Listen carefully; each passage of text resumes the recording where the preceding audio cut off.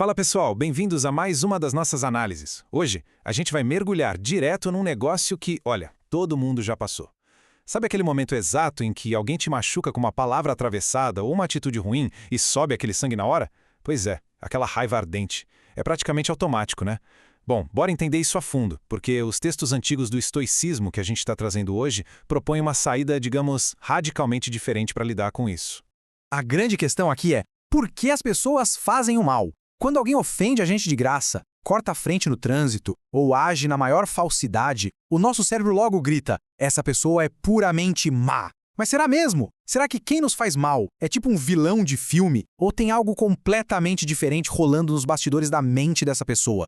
E aí que entra o Sêneca, um dos grandes nomes do estoicismo, com uma visão que muda tudo na nossa resposta automática. Ele dizia que a raiva é uma breve loucura. Pensa bem nisso, breve loucura. Quando a gente deixa a raiva tomar o volante, a gente literalmente perde a capacidade de raciocinar. A gente fica surdo para bons conselhos, esquece os nossos próprios valores. O verdadeiro desafio estoico é exatamente aprender a não perder essa chave do controle. O peso das emoções. Isso nos leva direto a entender a bagagem pesadíssima que essas emoções negativas colocam na nossa mente. Para lidar com esse chumbo todo, os estoicos buscavam um estado chamado apáteia. E calma lá, é muito fácil confundir isso com a nossa palavra apatia e achar que o objetivo era virar uma pedra, um robô sem sentimentos. Mas não é nada disso, tá? A apáteia é, na verdade, a habilidade fantástica de superar as emoções tóxicas que sabotam a nossa paz. É não ser escravo do medo, da ganância e, claro, da raiva. Isso fica muito claro nesse conceito, o triângulo estoico da eudaimonia. Eudaimonia é basicamente o estado de viver uma vida boa, feliz e que flui numa boa. E olha só um dos pilares ali, focar naquilo que está sob o nosso controle. A grande sacada dos estoicos é que a nossa reação ao que acontece lá fora é, no fim das contas, a única coisa que a gente realmente controla nessa busca por uma vida tranquila. Mas a gente falha nisso direto, né? O material traz uma metáfora incrível do efeito da boneca voodoo. Imagina que você tem uma boneca voodoo sua. Você pegaria essa boneca e jogaria no meio de uma avenida para o pessoal chutar e os carros passarem por cima? Claro que não. Só que loucamente é exatamente isso que a gente faz quando deixa um insulto ou um evento externo estragar o nosso dia. A gente pega o nosso controle emocional e entrega de bandeja para o mundo lá fora.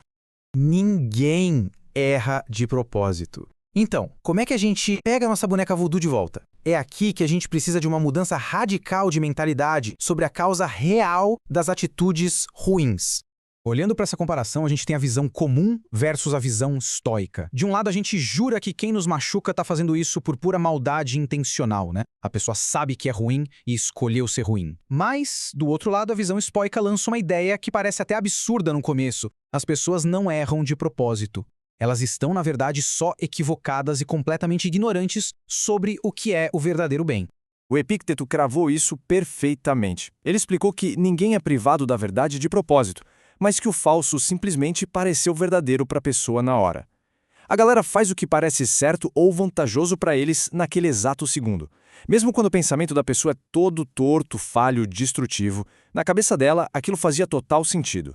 Pensa bem. Ninguém acorda de manhã, toma um café e fala, sabe de uma coisa? Hoje eu vou ser uma pessoa horrível e estragar o meu próprio caráter. No fim das contas, eles simplesmente não sabem agir de um jeito melhor. Quando alguém mente, rouba ou é super cruel, isso não vem de uma vontade pura de ser o grande vilão da história. Vem de uma profunda, mas muito profunda falta de sabedoria. Falta um entendimento básico do que realmente importa na vida. A ignorância como doença. Bora mergulhar nessa metáfora para virar a chave de vez e mudar como a gente enxerga quem pisa no nosso calo.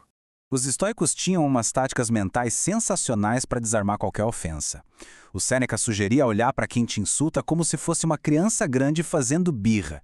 Fala sério, você guardaria rancor de uma criança de 3 anos te chamando de feio no supermercado? Claro que não. Outra técnica muito boa é comparar o insulto a um cachorro latindo no portão. Seria ridículo você passar o dia inteiro na fossa pensando, nossa, por que será que o cachorro não gosta de mim? Fazendo isso, você simplesmente arranca as garras da ofensa. E o buraco é mais embaixo.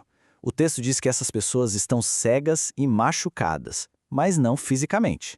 O machucado delas é na ferramenta mais importante de todas, a mente, a capacidade de raciocinar. Se você vira a esquina e alguém de muletas, com a perna quebrada, esbarra em você, você não vai ficar com raiva da perna quebrada da pessoa, certo?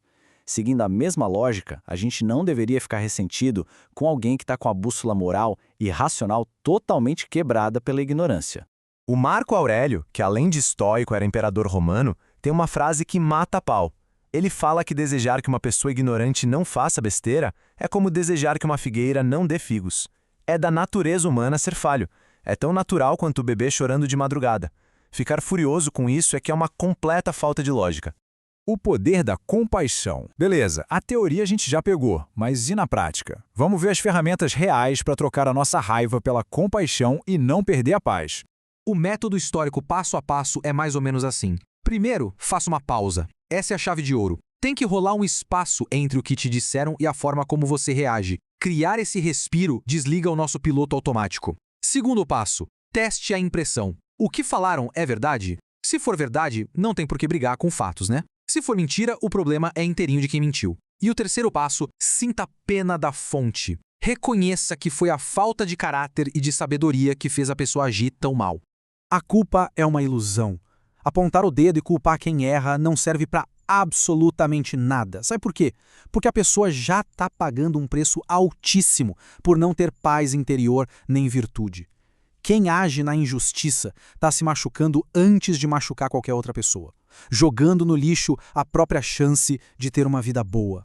Como o epiteto reforça aqui, a gente tem pena de quem perdeu a visão ou o movimento das pernas, então a gente deveria sentir a mesma compaixão por quem perdeu o uso da própria razão. Quando você enxerga a maldade como uma doença mental, aquela fúria toda vira compaixão da mesma hora.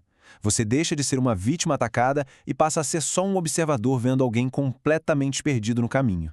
Focando no próprio caráter. Agora a gente vira o holofote para nós mesmos. Vamos entender como perdoar os outros é, na real, a maior jogada de mestre para o nosso próprio bem-estar. Essa arte antiga da alegria estoica que a gente está vendo hoje não é um tutorial de como virar capacho dos outros, tá? Nada disso. É um guia hiper prático para garantir a nossa alegria. É sobre como navegar nesse mundo caótico, blindando a nossa paz interior, não importa a bagunça que os outros resolvam fazer ao nosso redor. A resistência é inútil. Ficar brigando com a realidade e choramingando sobre as atitudes dos outros é um baita desperdício. A nossa energia é super limitada e preciosa, então a gente tem que focar em raspar as nossas próprias falhas, como aconselhava o Sêneca. Precisamos urgente largar o cargo de juiz moral do universo. Corrigir os nossos próprios defeitos já dá um trabalhão enorme, concorda? E quando a gente adota essa postura do espaço estoico, os prêmios são surreais. A gente ganha uma resiliência emocional absurda.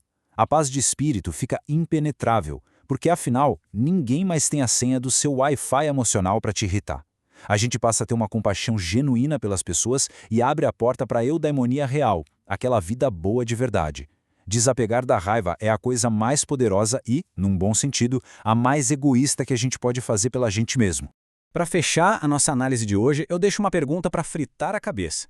Se, no fim das contas, estão todos apenas cegos e ignorantes, contra quem a gente está realmente lutando? Quando a ficha cai, a gente percebe que a nossa guerra final nunca é contra o vizinho, o chefe chato ou o motorista folgado.